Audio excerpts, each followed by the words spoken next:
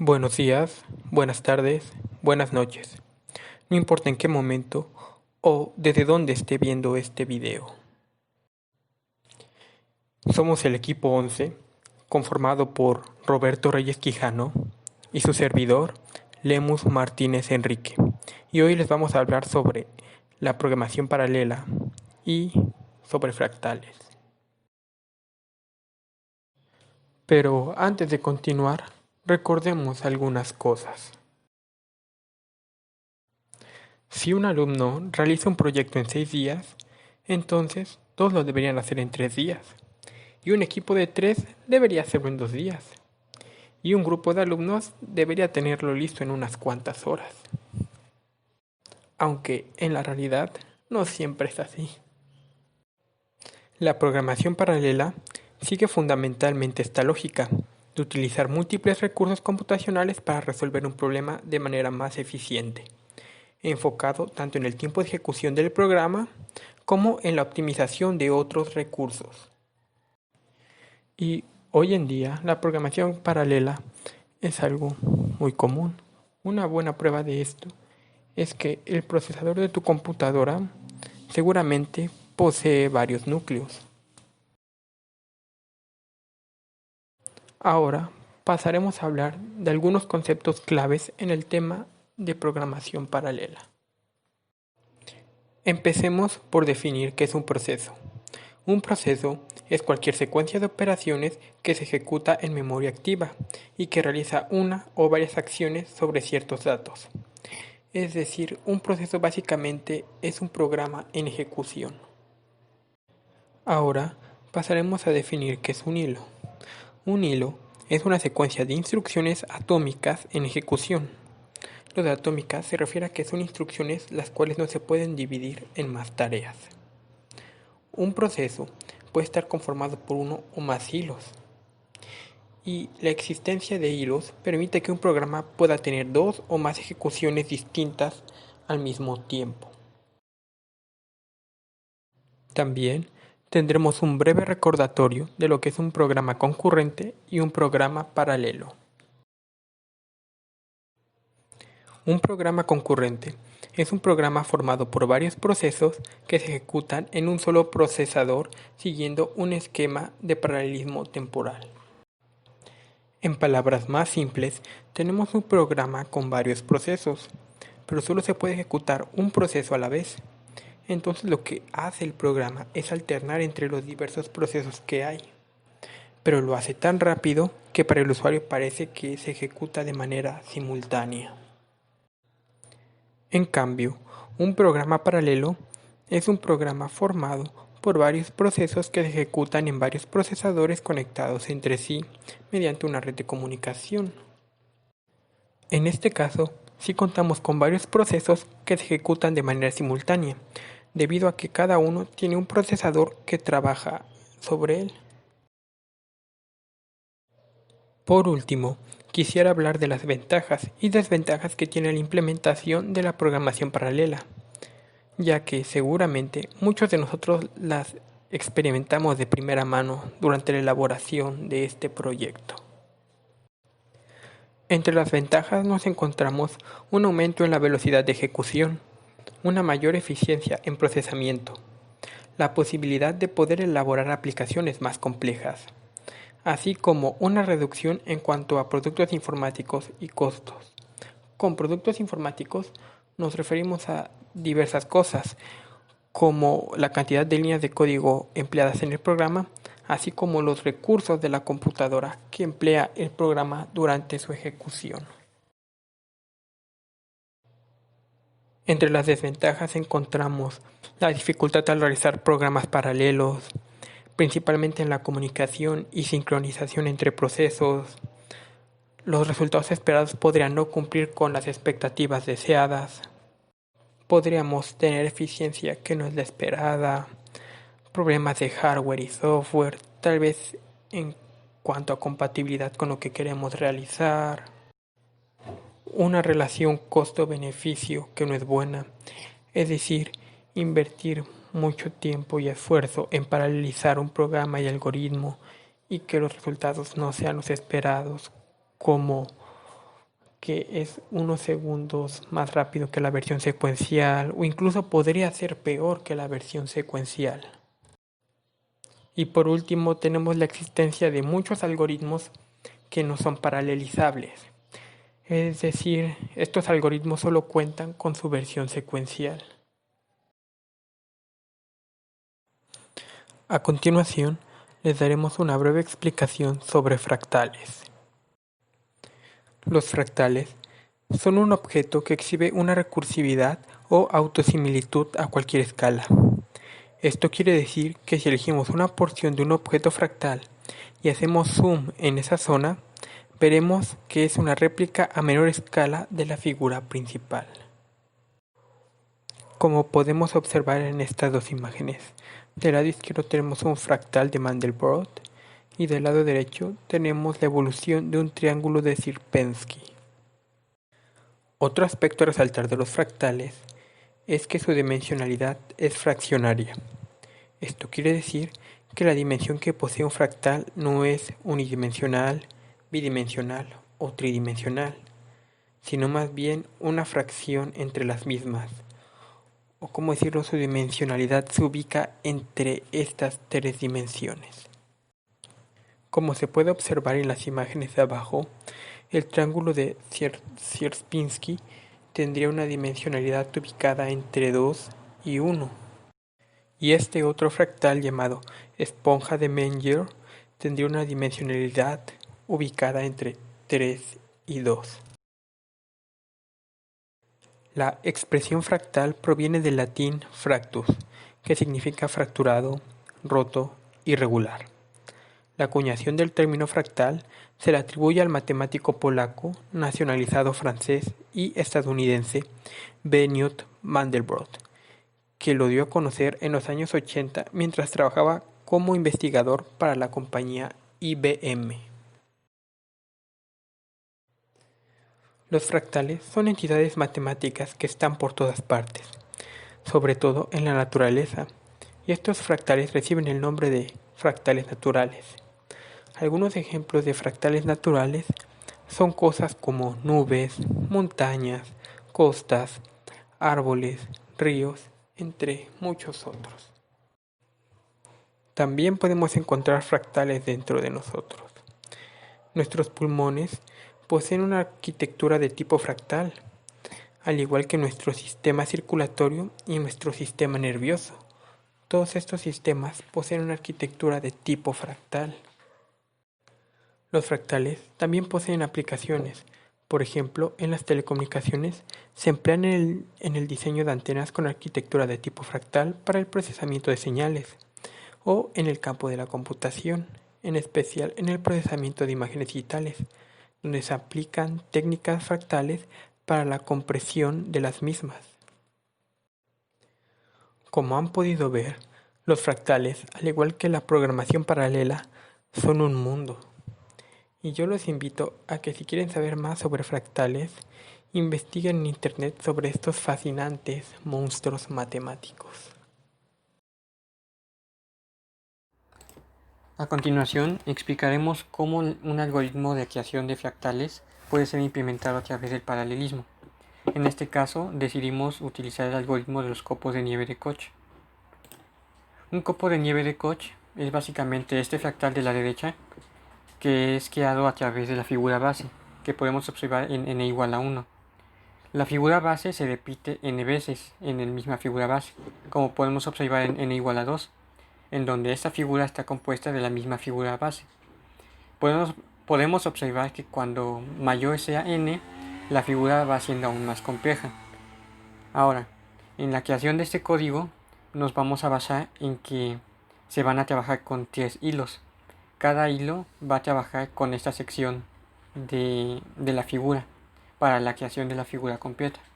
Esto lo veremos cuando veamos la compilación del código. Sabiendo lo que es un copo de nieve de Koch, ahora hablaremos de la implementación de hilos en el proyecto. Primero se tiene la interfaz ToyToolThreads, que hereda directamente de Thread, que como vimos en la clase teórica, nos hace poder implementar los métodos para iniciar hilos, terminar hilos y su comunicación. Esta clase tiene los siguientes atributos, que son un objeto turtle, que se hablará más adelante de lo que es, una variable entera de n, que va a ser las veces que se va a repetir la figura base que vimos anteriormente, y una variable double, que es step. Esta última es para la creación de las figuras, así que el usuario no tiene que interactuar con ellas.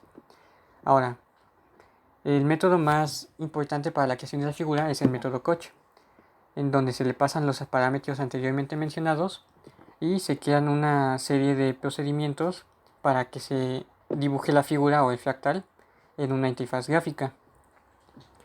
Por último tenemos el método run, que tenemos gracias a la herencia de thread. Aquí se nos va a indicar cuándo inicia el hilo, se va a proceder a realizar las operaciones que se le asignaron y posteriormente se va a decir cuándo es el término del hilo. En este proyecto se hacen uso de 3 hilos diferentes, por lo cual en el siguiente, cuando veamos los ejemplos, observaremos cómo interactúan entre sí, además del tiempo de ejecución de cada uno. A continuación analizaremos nuestro método main, el cual se encargará de ejecutar las instrucciones de nuestro código. Primero determinamos dos variables de tipo double, que nos van a ayudar a medir el tiempo de ejecución de nuestro código. Posteriormente tenemos nuestra variable n, que nos va a ayudar a saber cuántas veces se va a repetir la figura base en nuestro fractal. Luego tenemos nuestra variable step, que ya es un valor predeterminado para la construcción de copos de nieve de coche. Posteriormente tenemos 3 instancias de objetos llamados turtle. Estos nos permiten crear una interfaz gráfica para que el usuario pueda visualizar nuestros fractales. Como podemos ver, aquí está su clase. Posteriormente entramos en la parte en donde van a actuar nuestros hilos. Iniciamos el tiempo de ejecución de nuestro código, creamos nuestros hilos, como podemos ver, y los iniciamos. Cada uno va a iniciar con su proceso predeterminado. Además, tenemos una excepción que nos va a ayudar a verificar que ningún hilo vaya a interrumpir a otro, lo cual en este caso no se podrá dar, ya que en la interfaz gráfica cada hilo tiene una sección en la cual va a trabajar. Posteriormente terminamos con la ejecución de nuestro código, guardamos el tiempo y en pantalla mostraremos al usuario cuánto tiempo tarda nuestra ejecución del código. En adición tenemos la parte secuencial. En esta parte prácticamente tenemos la versión tradicional en la que se puede trabajar un copo de nieve de coche, que es una forma recursiva de solucionar este problema. Al igual que en la versión paralela tenemos el tiempo de inicio, el tiempo de final y al usuario se le mostrará cuánto tiempo fue la ejecución de este código. A continuación se presentarán una serie de ejemplos de la compilación del código. En la primera podemos observar dos tipos de ejecución. La de arriba corresponde a la versión secuencial del algoritmo, en donde podemos observar que su tiempo de ejecución es de 0.8 segundos, mientras que en la de abajo tenemos la versión paralela, en donde podemos ver que el tiempo de ejecución también es de 0.8 segundos. En la versión paralela se puede observar que se mandan los mensajes de cada comienzo y término de cada hilo, además de la interfaz gráfica en donde se muestran los fractales. Cabe recalcar que en la línea de ejecución donde dice Java Coach Paralelo 2, el 2 representa el número de n, que significa el número de veces que se va a repetir la figura base que anteriormente hemos visto. En el segundo ejemplo podemos ver el valor de n igual a 4, en donde su tiempo de ejecución es de 5.7 segundos en su versión secuencial, mientras que en su versión paralela vemos que su tiempo de ejecución es de 3.7 segundos. Poco a poco podemos observar que en su versión paralela el tiempo de ejecución va disminuyendo según sea el valor de n. En este ejemplo podemos ver que n es igual a 5 y su tiempo de ejecución es de 22 segundos, mientras que en su tiempo paralelo es de 13.18 segundos. En las métricas de desempeño que veremos más adelante, observaremos cómo la versión paralela es mejor en la creación de fractales. Además, podemos observar a la izquierda en el fractal, en su versión gráfica, que poco a poco, mientras n va aumentando, la construcción de este fractal va siendo cada vez más complicada. Esto hablaremos más adelante en las conclusiones del algoritmo. En conclusión, podemos observar que el algoritmo para la creación de fractales de copos de nieve de Koch es mucho mejor estando en su versión paralela que en su versión secuencial. En este último ejemplo podemos observar que cuando n es igual a 6, su tiempo de ejecución es de 92 segundos, mientras que en su versión paralela es de 51. A lo largo, cuando n sea aún mayor, podemos observar este periodo de tiempo que lo separa de la versión secuencial a la versión paralela como una mayor distancia, por lo que podemos decir que para la creación de fractales la versión paralela es la mejor opción. A continuación, hablaremos algunos puntos sobre la paralelización del algoritmo. Debido a que el programa se basa en la repetición de una misma figura, se considera que el tipo de paralelismo a implementar es geométrico. Si recordamos, existen varias formas de paralelismo.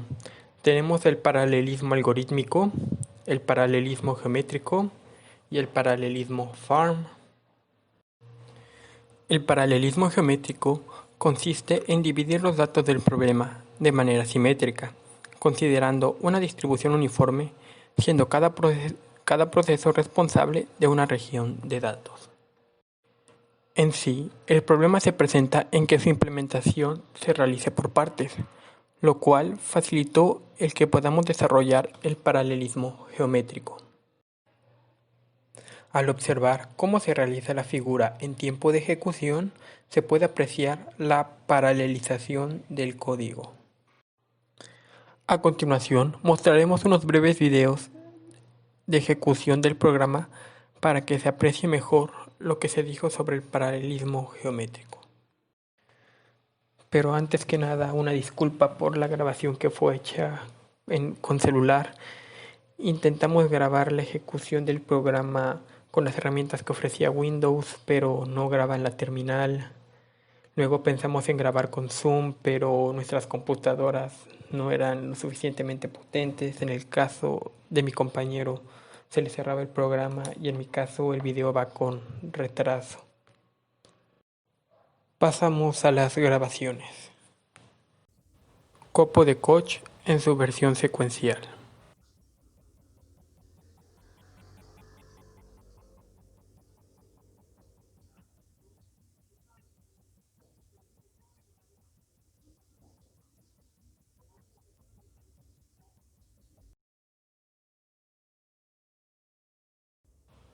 Copo de Koch en su versión paralela.